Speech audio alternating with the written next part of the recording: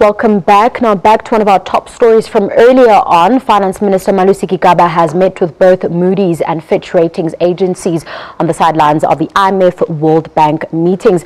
We now cross to our correspondent Sherwin Bryce-Pease, who will be speaking to him. Tabile, thanks very much indeed, and welcome back to Washington. And as promised, the Minister of Finance, Malusi Gigaba, joins me now in studio. Minister, I know your time is short. Thanks very much indeed. You met yesterday with Moodys and Fitch. Of course, you've got a meeting later with Standard & Poor's, the ratings agency that was first to downgrade South Africa's sovereign debt. What was that conversation like with Moodys yesterday? Well, we've been explaining to them. They were asking us a number of questions about our policy direction, about our fiscal direction, and we've been explaining to them the different steps that we are taking in order to ensure inclusive growth in the country, to ensure that the South African economy grows so that we can address whatever challenges economically, because the concern about unemployment, poverty and inequality in South Africa is not only a South African concern, but Absolutely. The global institutions are looking at the steps that we are taking in order to address this. The IMF meetings themselves, as we are here, they are the issues of inclusive growth are topmost on the agenda. Every country is focusing on this, and so there is that concern, especially because emerging markets are playing a critical role in ensuring global economic recovery, and South Africa being a member of the G20 countries, being a member of the IMF structures, it plays an important role in that regard. And so we discussed it and discussed the issues of uncertainties which they've been raising about the stability in the country, the political direction we are taking. But look, when we look at all of it, the IMF, in all the discussions that we've been having in international monetary and financial committees, the issues of geopolitical risks emanating in all the regions have been raised prominently. The political uncertainties in the United States, in the UK, in countries in Europe, with elections coming and the likelihood of the election of governments that are more protectionist. Of course, in France on Sunday. In France on Sunday, and there is a greater tendency towards deglobalization, right, with many countries limiting trade, international trade, which is quite important for African countries. So the political risks and instability and uncertainties are not only unique and limited to South Africa, but virtually every region faces similar challenges. They may be different in terms of form and substance, but they are there globally. So South Africa is not the only country to face economic challenges. Having said all that, Minister, did you get a sense from Moodys, because Moodys is the only ratings agency that is yet to make a decision. We are 2 notches above sub-investment grade in terms of their current rating. Did you get a sense that you have managed to stave off this downgrade or otherwise? We are engaging with them. They are open to discussions with us. They are coming down to South Africa in May. We've agreed with them that we will engage further. We will even line up a number of other stakeholders for them to engage with. The same applies to Fitch, even though they've already downgraded us.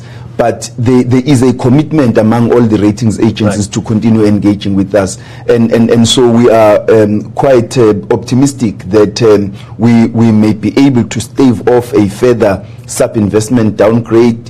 We are also optimistic that with the passage of time, we will be able to restore our investment grade.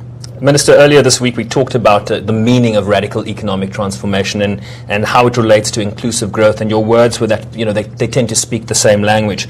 But you have also said that investors should not concern themselves with certain debates that are happening in the context of a democracy like South Africa. As an IMF economist told me, investors need to know what the rules of the game are. They seek predictability. Is South Africa offering predictability given the debates that are currently happening in the country today? I think South Africa has been consistent in terms of its economic policies for the last 23 years since we've been a democracy. We are a mixed economy. There is a strong public sector, there is a strong private sector. And the extent of the role played by either one of these sectors depends on the balance of the evidence on the ground. In some instances, you've got a strong public sector to address market failures and to ensure greater access, particularly by members of the public, to what are public goods, and to ensure that there is that we address equitable access to various programs in the economy in the country. So there is also not both the public and the private sector are mutually reinforcing. There is a greater interaction between the two sectors, because when your state-owned companies provide economic infrastructure, it is in order to facilitate economic activity, investment by the private sector.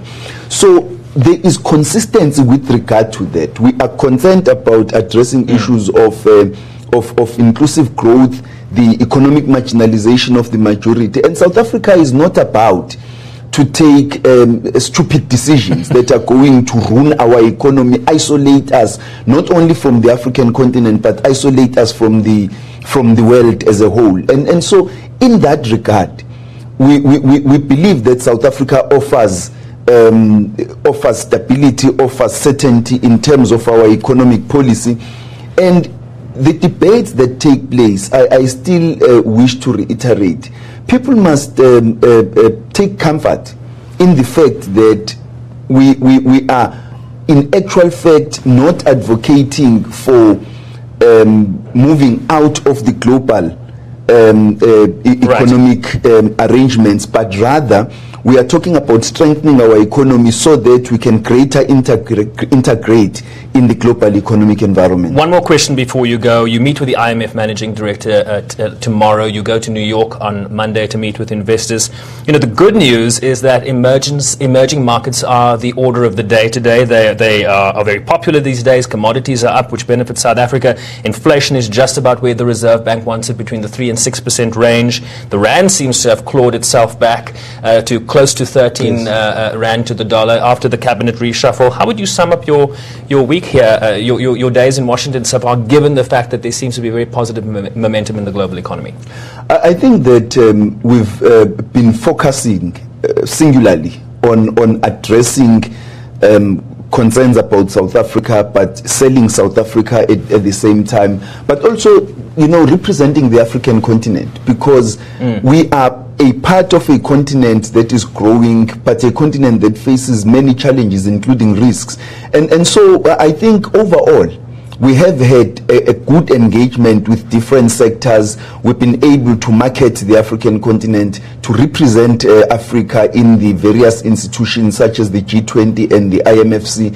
So there is goodwill towards South Africa, a great momentum going about South Africa, and we think that there is only great strides to be made going forward. Well, may the goodwill continue, Minister, and all the best for your engagements as you continue your roadshow here in the United States. Thanks very much indeed. Malusi Gigaba, of course, South Africa's finance minister, speaking to us live here from the IMF studio in Washington. An optimistic minister that he might have been able to stave off a further downgrade from Moody's. They have yet to make that decision. Let's hand you back to Johannesburg.